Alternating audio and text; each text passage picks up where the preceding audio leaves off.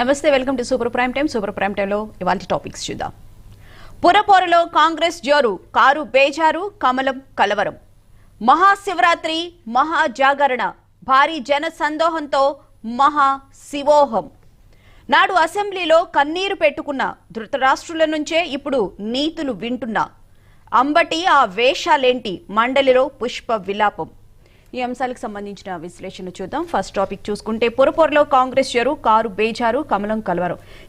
ఈ రోజు వచ్చినటువంటి రిజల్ట్స్ లో పురపోరుకు సంబంధించి కాంగ్రెస్ పార్టీ అయితే విజయం సాధించింది చాలా స్థానాల్లో. దీనికి సంబంధించి ముఖ్యమంత్రి రేవంత్ రెడ్డి కూడా అత్యధిక స్థానాలు ఇచ్చిన ప్రజలందరికీ కూడా హృదయపూర్వక ధన్యవాదాలు కూడా తెలియజేయడం కూడా జరిగింది. అయితే ఈ 5 కార్పొరేషన్లు అయితే కాంగ్రెస్ సొంతం చేసుకోవడం జరిగింది. ముఖ్యంగా అత్యధిక స్థానాల్లో కాంగ్రెస్ అయితే తన విజయ పంథాన్ని అయితే కొనసాగించి చెప్పినట్లుగానే కాంగ్రెస్ విజయం సాధించినట్లుగా కూడా మనకు తెలుస్తుంది. అయితే పార్టీ ప్రారంభానికి ముందే జాగృతి కూడా తెలంగాణలో బోణీ కొట్టడం జరిగింది. జనసేన కూడా ఒక స్థానాన్ని కైవసం చేసుకున్నారు. అయితే ట్రాన్స్జెండర్ ఎవరైతే ఉన్నారో శ్వేత సుధాకర్ కూడా స్వతంత్ర అభ్యర్థిగా పోటీ చేసి విజయం సాధించడం జరిగింది.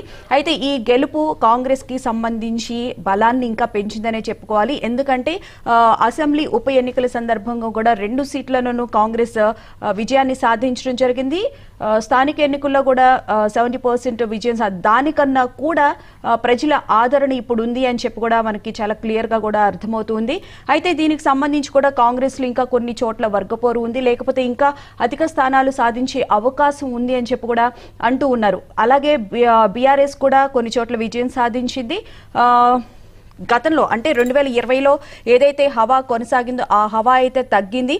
ప్రస్తుతం అయితే కాంగ్రెస్ అన్ని చోట్ల విజయం సాధించినట్లుగా కూడా తెలిసింది. ముఖ్యంగా ముఖ్యమంత్రి రేవంత్ రెడ్డి గారికి ఇక తిరుగు లేదు అనే విధంగా కూడా ఈ విజయాన్ని ప్రజలు కట్టబెట్టినట్లుగా కూడా తెలుస్తుంది.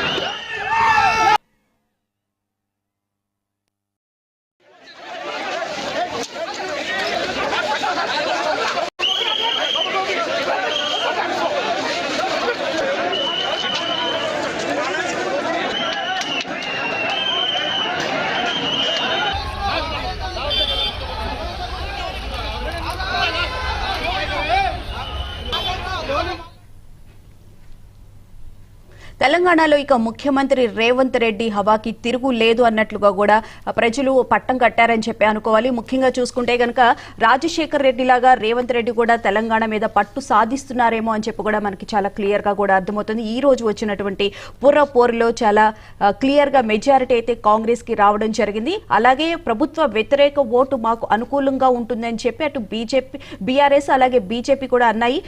దానికి తగ్గట్టుగానే వాటికి కూడా కొన్ని స్థానాలు వచ్చినాయి. ముఖ్యంగా కరీంనగర్ కార్పొరేషన్ కి సంబంధించి కొద్దిసేపటి క్రితం కేంద్ర హోంశాఖ సహాయ మంత్రి బండి సంజయ్ గారు మాట్లాడుతూ కూడా అభివృద్ధిని చేసే కరీంనగర్ ప్రజలు ఓటు వేశారు అనే విధంగా కూడా ఆయన చెప్పడం జరిగింది. ఎన్ని కుయుక్తులు పన్నినప్పటికీ కూడా మాకు ప్రజలు అభివృద్ధిని చేసి ఓటు వేశారు. అలాగే తెలంగాణ రాష్ట్రం కూడా నెక్స్ట్ బీజేపీ విజయం సాధిస్తుంది అని చెప్పి కూడా ఆయన చెప్తున్నారు. దీనికి సంబంధించిన కొన్ని బైట్స్ ఉన్నాయి, బైట్స్ చూద్దాం.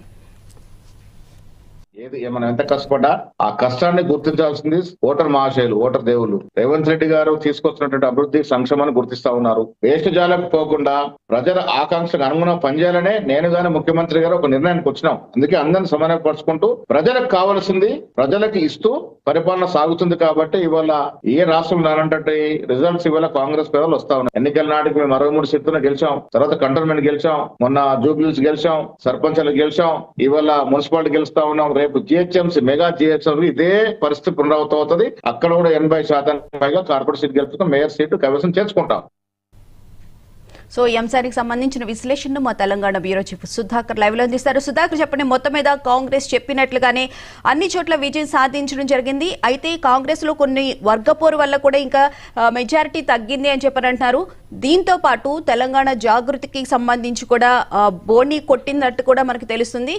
జనసేనతో పాటు ఇక ట్రాన్స్జెండర్ అయినటువంటి శ్వేత సుధా, మొత్తం మీద ఈ ఎన్నికలకి సంబంధించి మనం ఓవరాల్ గా ఎలా చూడాలి అసలు?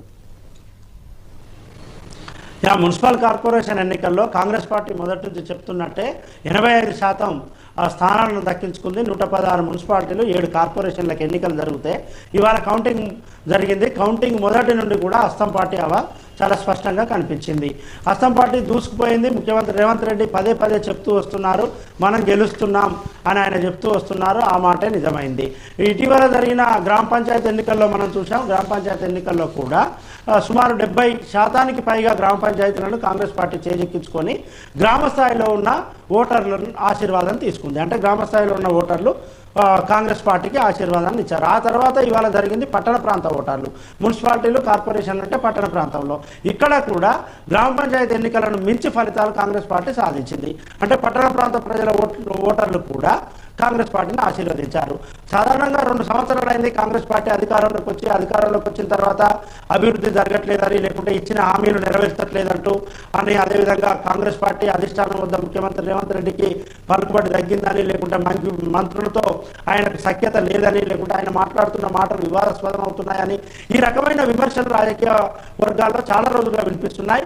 ఈ అన్నింటి నేపథ్యంలో కాంగ్రెస్ పార్టీకి మున్సిపాలిటీ ఎన్నికల్లో గట్టి ఎదురుదెబ్బ దక్కుతుందనే రాజకీయ వర్గాల నుంచి అభిప్రాయాలు కూడా వ్యక్తమయ్యాయి. కానీ ఇవన్నింటినీ తోసి రాజని ఇవాళ ముఖ్యమంత్రి రేవంత్ రెడ్డి నిలబడ్డారు. ఆయన రోజు రోజుకు బలోపేతం అవుతున్నారు. కాంగ్రెస్ పార్టీ అధికారంలోకి వచ్చినాక 2 ఉప ఎన్నికలు జరిగాయి. ఒకటి కంటోన్మెంట్ ఉప ఎన్నిక జరిగితే కంటోన్మెంట్ అది బీఆర్ఎస్ సిట్టింగ్ స్థానం. అక్కడ శ్రీ గణేష్ అనే కాంగ్రెస్ పార్టీ అభ్యర్థి ఎమ్మెల్యే గెలిచారు. ఆ తర్వాత జూబ్లీహిల్స్ ఉప ఎన్నిక జరిగితే జూబ్లీహిల్స్ కూడా బీఆర్ఎస్ సిట్టింగ్ స్థానం. అక్కడ బీఆర్ఎస్ కూడా అనిల్ యాదవ్ను ఆయనను గెలిపించుకుంది. ఆ తర్వాత గ్రామ పంచాయతీ ఎన్నికల్లో 70% పైగా ఓటుతో గెలిచింది. ఇప్పుడు పట్టణ ప్రాంతం అంటే మున్సిపాలిటీ కార్పొరేషన్లు కూడా భారీ మెజార్టీతో విజయం సాధించారు. కాబట్టి కాంగ్రెస్ పార్టీ అప్రాధికంగా దూసుకుపోతుంది. కాంగ్రెస్ పార్టీకి ఎదుగులేదు. ముఖ్యమంత్రి రేవంత్ రెడ్డి అన్నది అన్నట్టుగా, చెప్పింది చేసినట్టుగా చేసుకుంటూ పోతున్న నాయకుడిగా ఎమర్జ్ అవుతున్నాడు తెలంగాణ రాష్ట్రంలోని ఒక అభిప్రాయం అయితే చాలా స్పష్టంగా కనిపిస్తుంది. ఇదే నేపథ్యంలో కాంగ్రెస్ పార్టీ వెంటనే రైతుల ఖాతాలో రైతు భరోసా వేసి మార్చి మొదటి వారంలోనే జెడ్పీటీసీ, ఎంపీటీసీ ఎన్నికలకు వెళ్లేందుకు కూడా సిద్ధమవుతున్నట్టుగా ప్రచారం అయితే జరుగుతుంది. సిద్ధమవుతున్నట్టుగా తెలుస్తుంది. జెడ్పీటీసీ, ఎంపీటీసీ ఎన్నికల్లో ఇదే స్థాయిలో ఫలితాలను